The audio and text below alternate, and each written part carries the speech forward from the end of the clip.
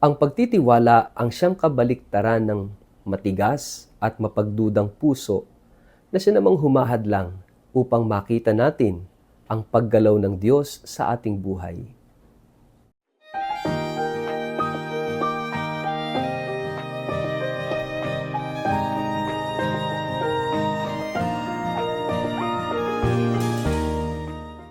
Ang mabuting balita ng Panginoon ayon kay San Lucas. Nang dumagsa ang mga tao, sinabi ni Jesus, napakasama ng mga tao sa panahong ito. Naghahanap sila ng palatandaang mula sa langit, subalit walang palatandaang ipapakita sa kanila maliban sa nangyari kay Jonas. Kung paanong si Jonas ay naging isang palatandaan sa mga taga Ninive, gayon din naman, ang anak ng tao ay magiging isang palatandaan sa lahing ito. Sa araw ng paghuhukom, sasaksi ang reyna ng Sheba laban sa lahing ito, sapagkat naglakbay siya mula pa sa dulo ng daigdig upang mapakinggan ang karunungan ni Solomon. Ngunit ang naririto ngayon ay higit na dakila kaysa kay Solomon. Sa araw ng paghuhukom, sasaksi ang mga taga Ninive laban sa lahing ito, sapagkat nagsisi sila dahil sa pangangaral ni Jonas. Pakinggan ninyo, lalong dakila kay Jonas ang naririto ngayon. Ang mabuting balita ng Panginoon. Word of the day, hear what God has to say. Mapagpalang araw po sa inyong lahat. Kumusta po kayo? Ang ating pong word of the day ay trust. Bago po tayo magpalalim sa ating pong reflection sa araw na ito, kayo po ay muli kong inaanyayahan na huwag kakalimutan na mag-like, follow at subscribe sa ating pong Facebook page at YouTube channel na Word of the Day. Ganon din po pakishare ang ating video ito sa inyong kapamilya, kamag-anak, kaibigan, mga kakilala sa social media para po sama-sama tayo sa pagiging media evangelizers at online missionaries na nagpapalaganap ng salita ng Diyos sa mundo ng social media. Kung kayo nakikinig ng Word of the Day sa pamamagitan po ng Radyo Maria, mapagpalang pakikinig po sa inyong lahat. Mga kapatid, napakahalaga ng tiwala sa ating buhay. Magandang tingnan natin, gaano ba kalalim ang iyong pagtitiwala sa Diyos? Madalas, we test our own faith. Hindi mapaghihiwalay yung faith and trust, yung pananampalataya at pagtitiwala. Kaya nga, yung salitang pananampalataya, tumataya, ibig sabihin, ikaw ay nagtitiwala. Pero, iba yung tiwala sa hindi ka sigurado. Iba rin yung tiwala sa alam mong sigurado ka. Yung pananampalataya, ikay tumataya sa something or someone that is or who is sure. At yung pananampalataya ay pananampalataya sa Diyos. Tumataya at nagtitiwala sa Diyos. Kaya lang, magandang tingnan natin yung amount of trust. Kapag sinabi nating tiwala, 50% ba? O 75% ba? Napakahalaga nung full trust. Yung buong tiwala sa Diyos. Paano natin makikita na hindi buo ang ating tiwala sa Diyos? Kapag mahilig tayong humingi ng signs. Well, it's not always bad to ask for signs. Pero kung yung pananampalataya mo at pagtitiwala mo ay nakadepende sa mga signs na hinihingi mo, then, ibig sabihin hindi buo ang iyong tiwala sa Diyos. Tulad ng mga tao dito sa ating gospel na sinasabi ng Panginoon, sabi niya, this generation is an evil generation because they ask for signs before they believe. Actually, sa totoo lang, wala naman talaga silang pananampalataya. Wala naman talaga silang pagtitiwala sa Diyos. They are only testing God, testing Jesus, na kapag gumawa siya ng himala, saka lang sila maniniwala. Of course, kahit anong gawing himala ni Jesus, they will never believe.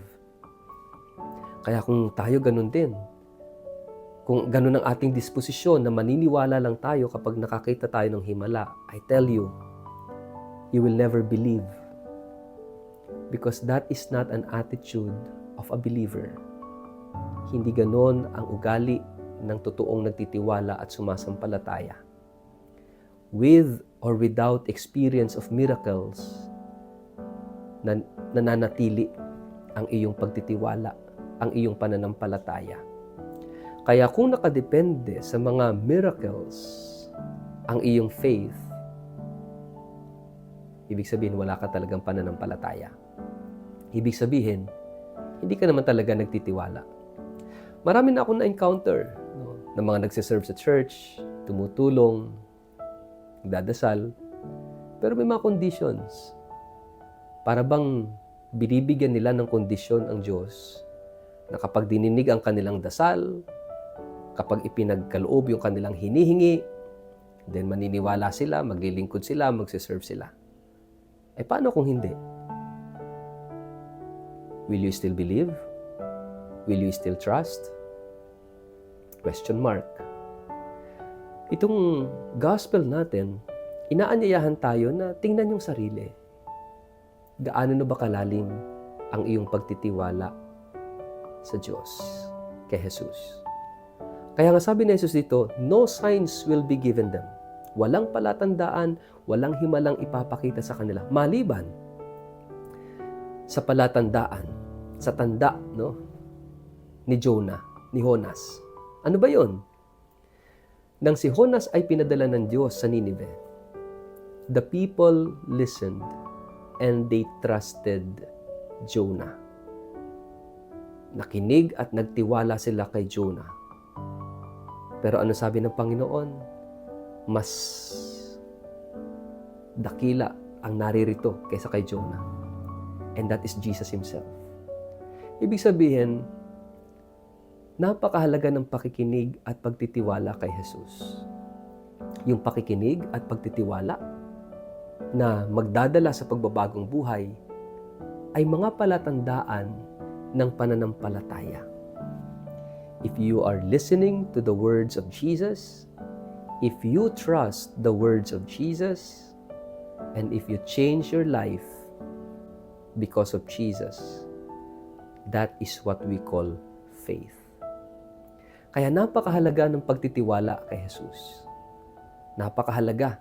At itong pagtitiwalang ito, babaguhin at patuloy na aayusin ang ating buhay.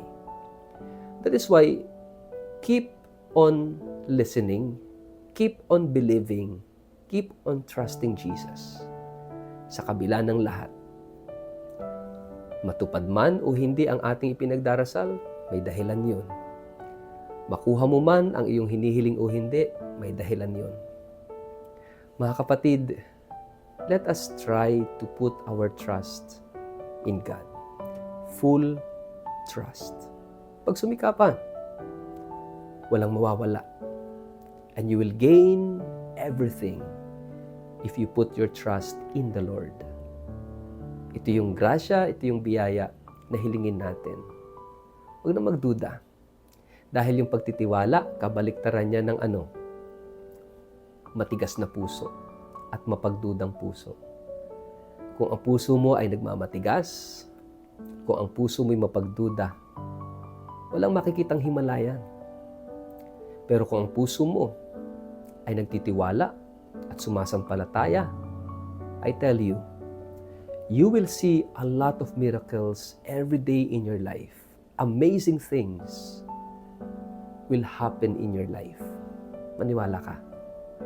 Kung ipagkakatiwala mo ang lahat sa Diyos, your eyes will begin to see miracles, amazing things sa buhay mo.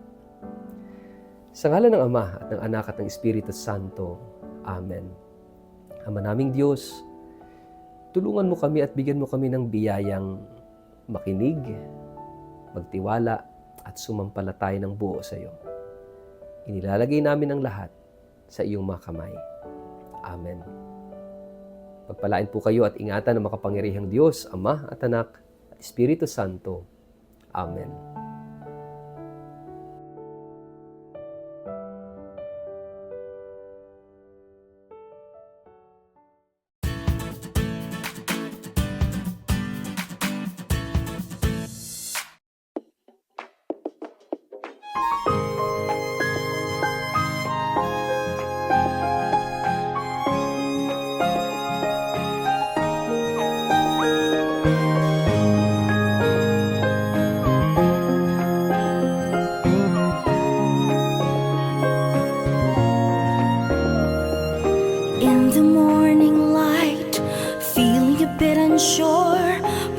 God's word of the day, it's the perfect cure. In simple blessings, our hope will never end. Hold on to His words like a helping hand. When life gets tough and the road gets steep, God's word reminds you, don't